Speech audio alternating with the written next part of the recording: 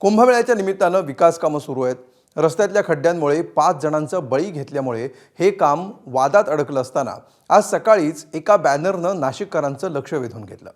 या बॅनरमधून मुख्यमंत्र्यांना एक विनंती करण्यात आली होती आणि त्यामुळे मित्रपक्षांमध्येच वाद रंगला. बघूया नेमकं काय घडलंय या स्पेशल रिपोर्टमध्ये.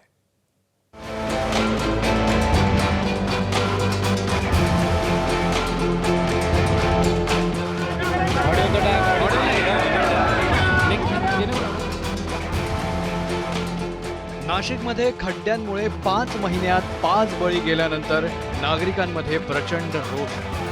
त्यातच आता या खड्ड्यांच्या मुद्द्यावरून महायुतीत राजकारण सुरू झालं. निमित्त ठरलंय ते नाशिकमध्ये लागलेले हे बॅनर.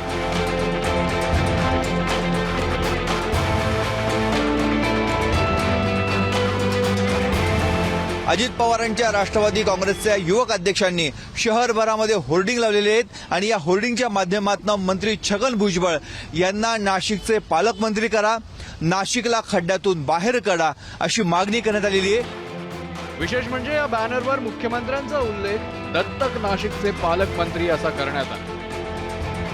देवेंद्र फडणवीस साहेबांकडे ज्यांनी मागच्या निवडणुकीमध्ये या नाशिकला दत्तक घेतलं होतं, त्यामुळं आम्ही त्यांच्याकडे मागणी केलेली आहे की भुजबळ साहेबांना पालकमंत्री असंही नाशिकचं पालकमंत्री फक्त रिक्त आहे, त्यामुळे भुजबळ साहेबांना पालकमंत्रीपदी नियुक्ती करून आणि प्रशासनावर एक चांगला वचक आणि प्रशासनाची चांगली जाण असलेले नाशिकची जाण असलेली नाशिकचं एक हे असलेले पालकमंत्री नाशिकला पाहिजे, भूमिपुत्र पाहिजे. या अनुषंगाने आम्ही होल्डिंग लावलेले देवेंद्र फडणवीस साहेबांकडे मागणी केलेली आहे. राष्ट्रवादी युवक काँग्रेसनं केलेल्या बॅनरबाजीवर कुंभमेळा मंत्री गिरीश महाजन यांनी सावध प्रतिक्रिया दिली आहे. भुजबळ साहेब सिनियर आहेत, ज्येष्ठ आहेत, निश्चित त्यांच्या भावना मी समजू शकतो त्यांच्या लोकांच्या. आणि मग या संदर्भामध्ये मला वाटतं सर्व अधिकार माननीय मुख्यमंत्री महोदयांना आहे, ते या बाबतीमध्ये निर्णय घेतील. तर स्वतः भुजबळ यांनी यावर स्पष्टीकरण देत होर्डिंग काढण्याची सूचना आपल्या कार्यकर्त्यांना केली. छगन भुजबळ यांना पालकमंत्री करावा असं नाही, तर आहे त्यांच्याकडून व्यवस्थित काम करून घेणं हा मुद्दा आहे.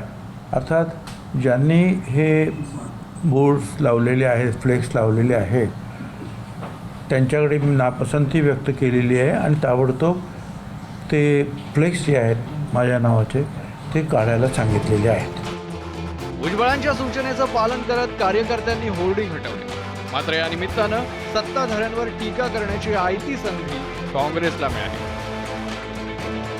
पालकमंत्रीपदासारखं पद एकीकडे रायगड जिल्ह्यामध्ये तर दुसऱ्या बाजूला नाशिक जिल्ह्यामध्ये सरकार आल्यावर इतके दिवस झाल्यावरही खाली राहतं, याचाच जो अर्थ आहे तो स्पष्ट आहे की केंद्रीकृत जे काही आहे ते सर्व अधिकार हे मुख्यमंत्र्यांना स्वतःजवळ ठेवायचे.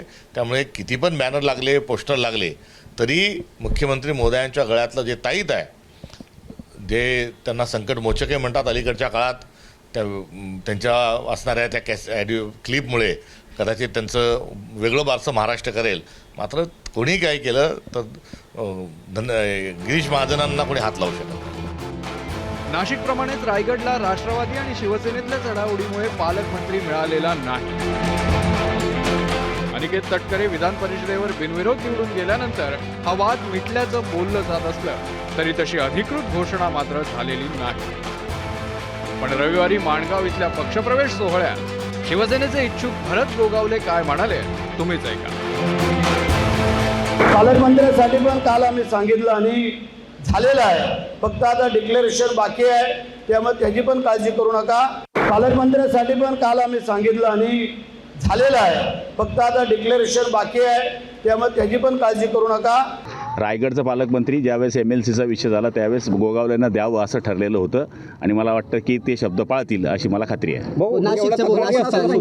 नाशिकचं मला माहीत नाही, नाशिकचं नाही, पण मला पूर्णपणे रायगडचं माहीत आहे. नाशिकमध्ये राष्ट्रवादीकडून आणि रायगडमध्ये शिवसेनेकडून पालकमंत्री पदावर दावे करण्यात येत असताना यावर मुख्यमंत्री योग्य वेळी निर्णय घेतील असा सूर भाजपकडून सातत्यानं आळवण्यात येतोय. रायगडचं पालकमंत्री कुणाला करायचं हा संपूर्ण अधिकार, हा सर्वस्वी अधिकार माननीय मुख्यमंत्री महोदयांचा आहे. माननीय एकनाथजी, सुनेत्रा पवारजी आणि मुख्यमंत्रीजी बसून याबद्दलचा निर्णय करतील. पण रायगडच्या पालकमंत्री पदाचा निर्णय लवकरच होईल असं मला दिसत आहे.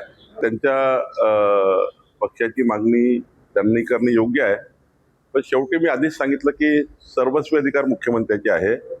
माननीय मुख्यमंत्री योग्य निर्णय करतील आणि शेवटी निर्णय करताना सर्वच पक्षाला आम्ही सोबत घेऊन त्यांचा समन्वय करून हा निर्णय होत असतो.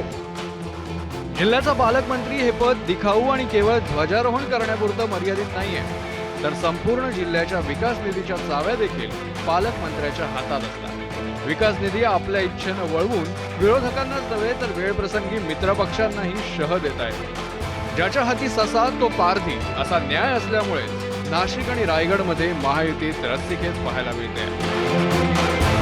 नाशिकहून मुकुल कुलकर्णीचा ब्युरो रिपोर्ट, ABP माझा.